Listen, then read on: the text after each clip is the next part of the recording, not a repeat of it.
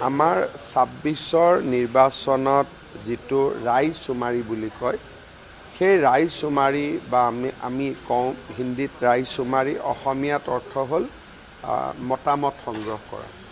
ইতিমধ্যে আমাৰ সমগ্ৰ ৰাজ্যখনতে মতামত সংগ্ৰহ কৰা হৈ গ'ল।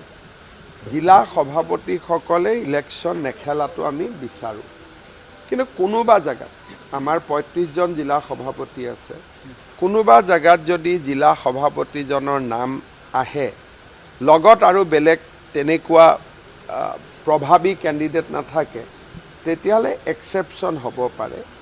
ৰুল হ'ল জিলা সভাপতি বা মণ্ডল সভাপতিয়ে ইলেকশ্যন নেখেলে, কিন্তু পাৰ্লিয়ামেণ্টাৰী বৰ্ডৰ সদায় এটা অধিকাৰ থাকে, কিবা যদি বেলেগ কৰিব খোজে বা সিদ্ধান্তৰ পৰা তেওঁলোকে সিদ্ধান্ত সলনি কৰাৰ কৰ্তৃত্বও তেওঁলোকৰ থাকে।